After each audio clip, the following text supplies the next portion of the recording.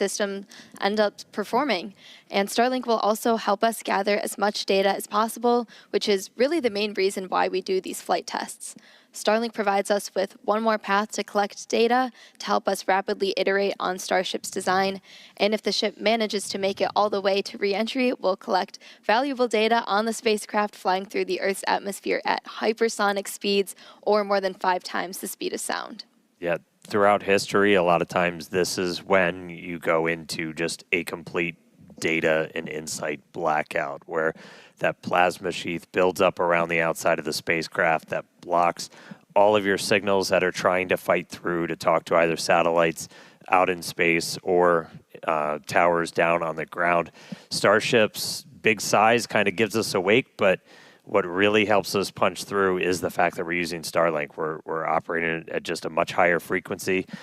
That's not what we want to see. So we just saw some of the aft skirt just take a hit. So we've got some visible damage on the aft skirt. We're continue to re-enter though. And again, we are intentionally stressing the ship as we go through this. So it is not guaranteed to be a smooth ride down to the Indian Ocean. We've removed a bunch of tiles in kind of critical places across the vehicle. So seeing stuff like that is still valuable to us. We are trying to kind of push this vehicle to the limits to learn what its limits are as we design our next version of Starship. So 47 minutes, 45 seconds into the flight, excitement ticking up a little bit on re-entry already, but the light show is continuing. This re-entry is going to take about 20 minutes or so until our planned splashdown. We were trying to splash down about 1 hour and 6 minutes into the flight. Yeah, and one day Starship is designed to land on Mars, where there are obviously no runways or other humans to help us out. So we are doing propulsive landing instead of more traditional means such as parachutes. And propulsive landing enables us to have more rapid reusability with these vehicles. Yeah, the ship itself, it's a little over 50 meters tall. We've got those 6 engines on board, the 3 vacuum, the 3 sea level, and they're down in that aft skirt region, which flaps have control. All right, so at this point, the flaps have control. That means we're getting into a dense enough part of the atmosphere that the flaps can start controlling us. We're not only reliant on those kind of reaction control system thrusters. We're going to continue hearing some callouts as the ship makes its way back to Earth. So when we hear entry max heating and entry max Q, that will mean the ship has made it through the maximum heating and aerodynamic loads it will experience as it returns. So if it makes it through those, we can say we're doing pretty well. I will say I'm happy re-entry cleaned off this camera for us. It was a little dirty from the weather, so thank you, Plasma, for giving us this view as we start coming down.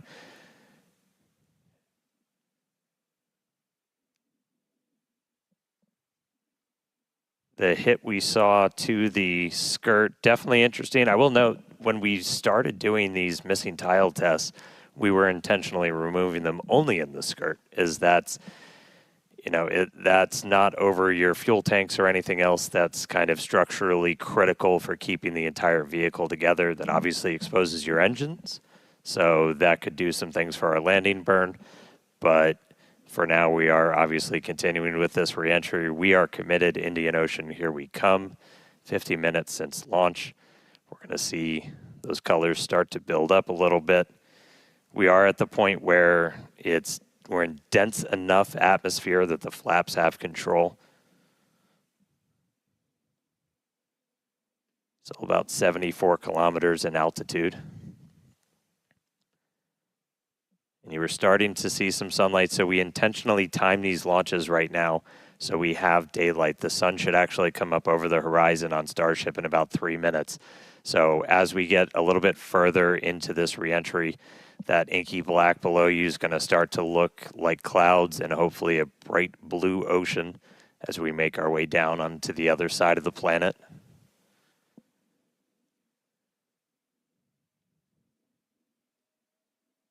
We've got these cameras. These cameras are really cool. We added these several flights ago, looking directly at the flaps as not just the heat shield, but these flaps, how they're able to control the vehicle, withstand that reentry, the seal locations, so kind of where they connect to the ship itself are some of the most critical. We will do missing tiles on those where, again, we're trying to, we're kind of being mean to this Starship a little bit. We're really trying to put it through the paces and kind of poke on what some of its weak points are. I mean, we even have missing tiles over some of those fuel tank sections of the ship itself. And so we're really trying to see what are our limits. We're doing this over a completely empty area over the Earth.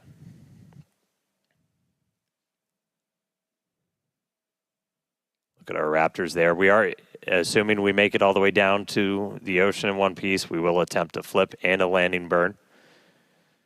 We do have at least one buoy, everybody's favorite camera person, out in the Indian Ocean right now, being powered by Starlink. So that's at our planned landing location. So if we're able to get any live views of the ship, that'll essentially tell you that we nailed our target. Able to do that on our 6th flight test, do it in the daytime, which was really exciting.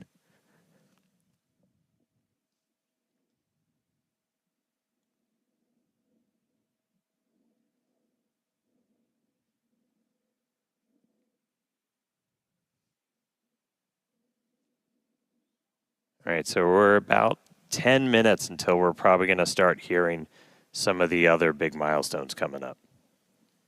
Yep, in about 10 minutes, like Dan said, Starship will be transonic.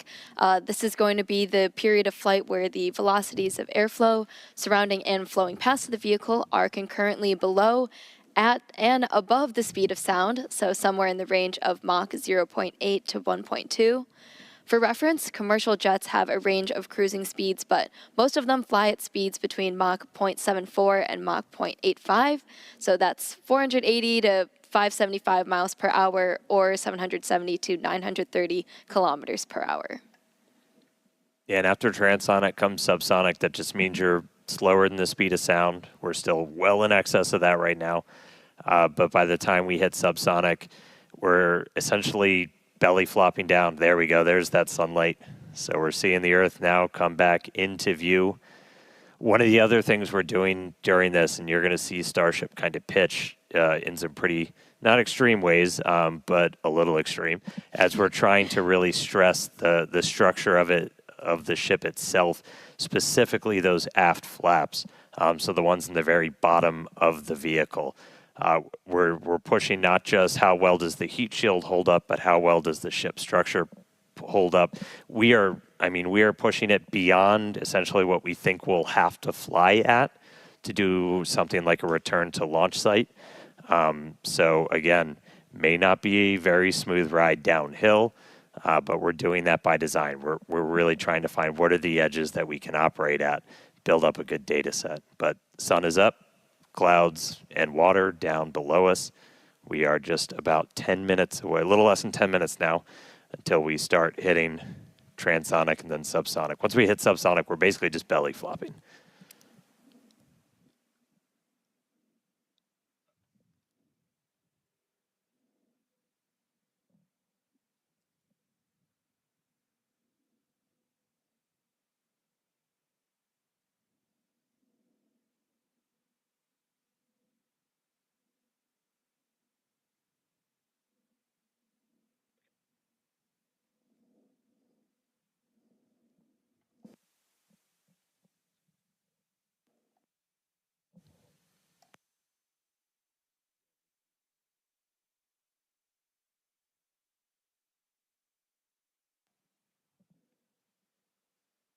All right, so about 55 and a half minutes in, you can see the sun is up. Again, we intentionally designed these flights to lift off in the evening here so we get these daylight views so we can get as good a video as possible on the ship, assuming we make it all the way down. We've got at least one buoy powered by Starlink that's out there in the landing zone in the Indian Ocean, hopefully giving us a view again. If you see any live views, not from the ship itself, that means we nailed our landing target. Starship is past peak heating. All right, we just heard the call out that we're past peak heating, so things are looking good so far. Yeah, looking good.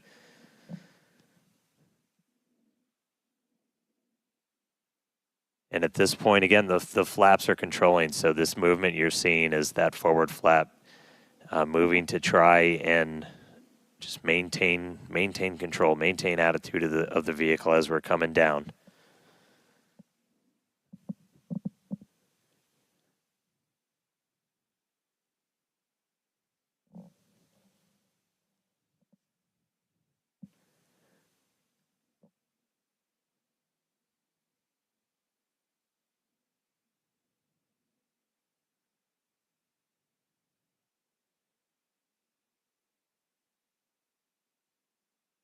Checking in on one of our flaps. We got one of these cameras on all four of the flaps, 2 in the front, 2 in the back, giving us really good close-up views. As we obviously don't have a camera that can see the entire heat shield.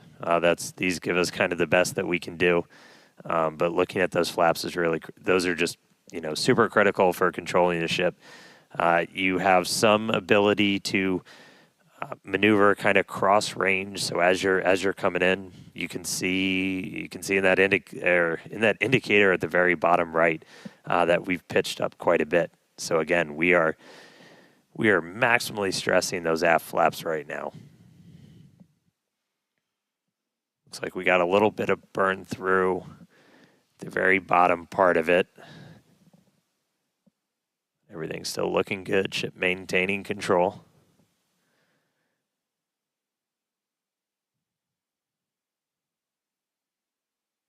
We should be just about 5 minutes away until we hear that we're transonic.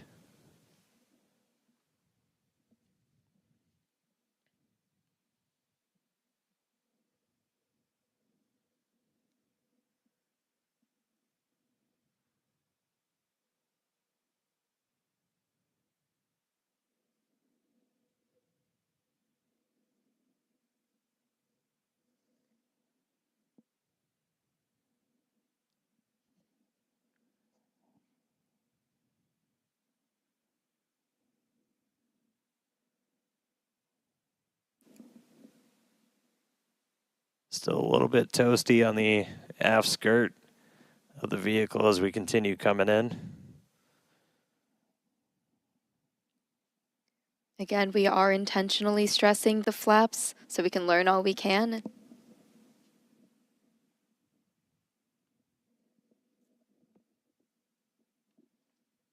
All right, so now we're already well past peak heating.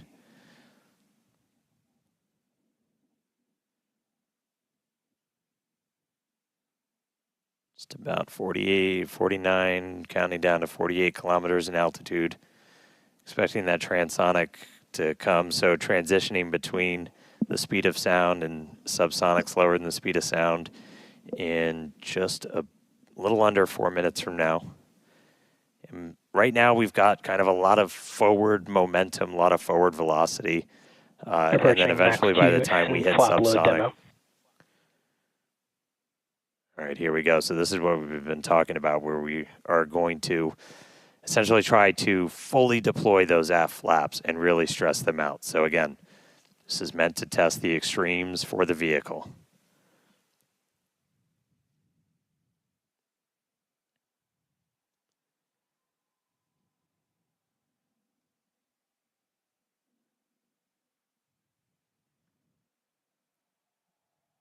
All right. See those flaps swinging out? Again, we're putting ship through the ringer on this flight in.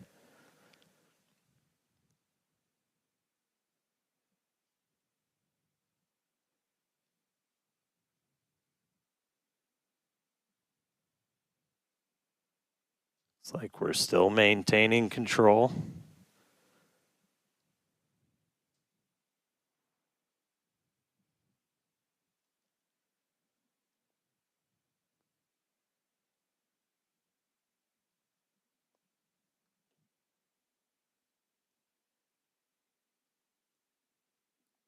All right, Flaps earning their paycheck today, getting through kind of that max stressing. Definitely things looking good so far. We're about 2 minutes out now from Starship becoming transonic. One cool thing to note as we get some of those views showing kind of the whole length of the ship, one of the changes we made after Flight 6 was to change the tile line a little bit. So we had kind of scaled back the number of tiles significantly, as when we go to catch these ships, you don't want to, I think as Elon said, you don't want to shuck the ship as you catch it and knock all those tiles off. So we knew we were going to have to kind of peel back that layer a little bit. And the first time we did it was on Flight 6, and we saw kind of wrinkling and dimples almost in the ship as we were creating these hot spots in the uneven parts of the heat shield. And so to kind of address that, we smoothed it out. That's why you've got kind of that nice smoothed out black line now on the ship. And just looking at it, we can see kind of a little bit of hot spot, a little bit of warping almost. Near the payload door, you can see a little bit of colored patina up above it, but we don't see those kind of deep, almost, they almost look like gouges on that. So it looks like that's been pretty successful. So, all right, we are less than a minute away from hitting transonic.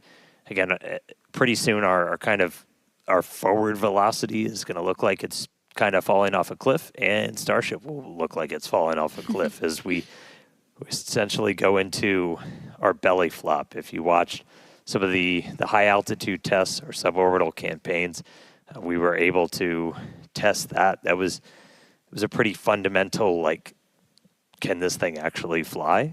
And we were able to prove that out with that suborbital campaign. And that's what we're about to see shortly here.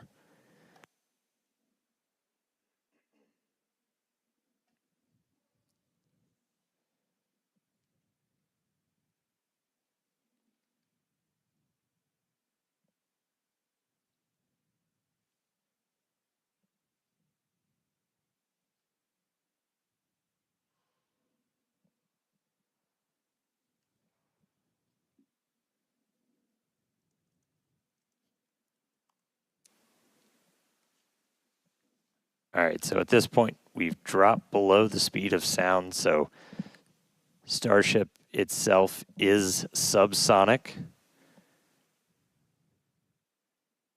We are starting to chill the engines for a landing burn attempt. Landing flip supposed to start in a little over 2 minutes. Subsonic Indian Ocean, we're on our way. Starship is subsonic. There we go.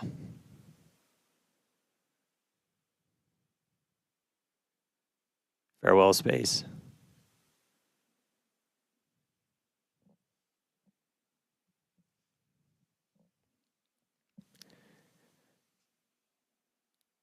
All right, so coming up in just a little under 2 minutes, so we're going to do the flip and the burn. So we're only using those 3 center Raptor engines, the sea levels, the ones that can kind of gimbal, that can move around and steer. Dipping the nose down a little bit.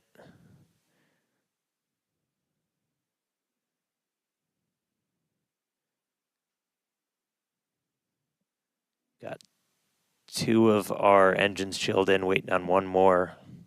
So again, we'll attempt to use 3 burns for that initial flip. We eventually go down to just 2 Raptors for the end of the landing burn.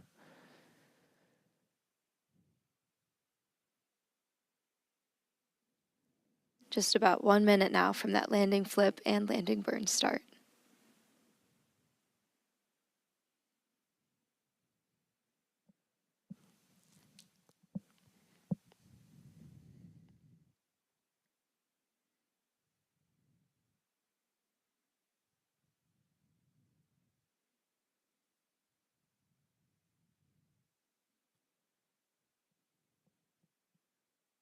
Structurally, we're looking good. Got good pressures in our nose cone for everything. Just about 30 seconds. So again, we're going to look for the flip. So Starship's doing its belly flop right now. We're going to do the flip.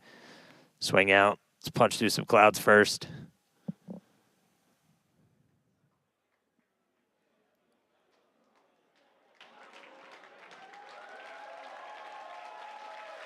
Here we go.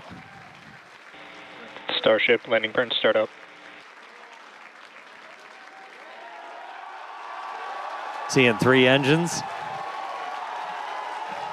There's our flip.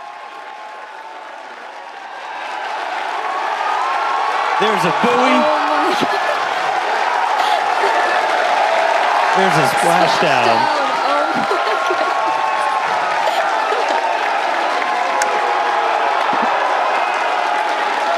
Hey.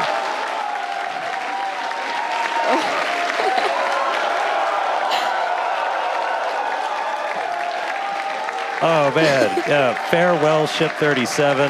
Thank you, buoy cam.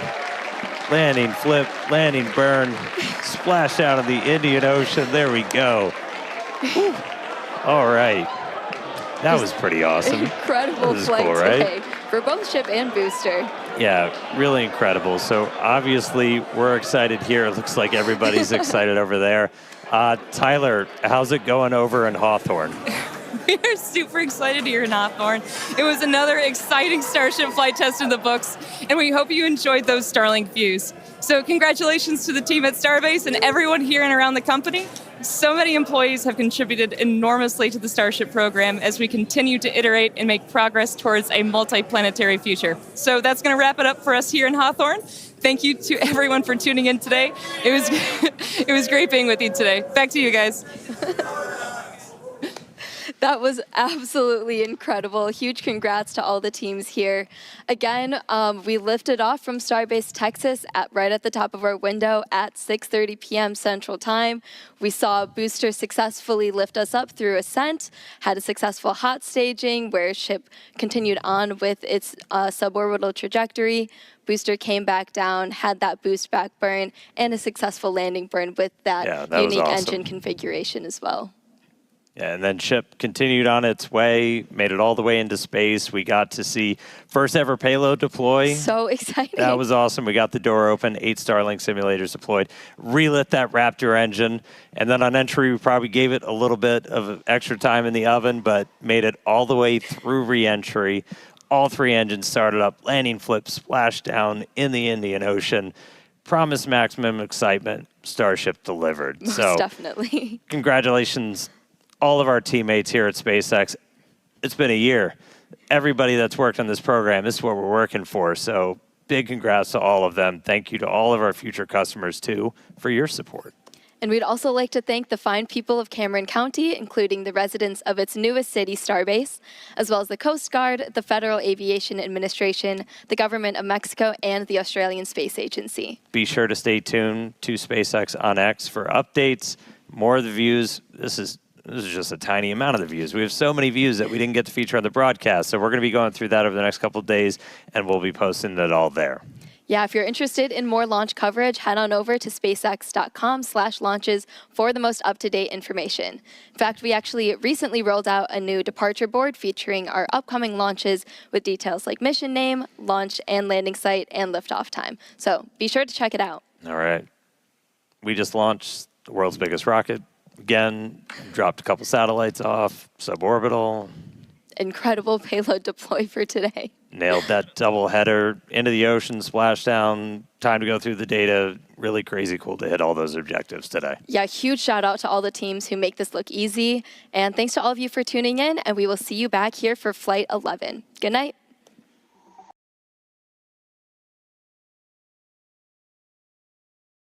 Subscribe to YouTube channel and turn on the notification bell. Thanks for watching. Space Google Visair YouTube channel.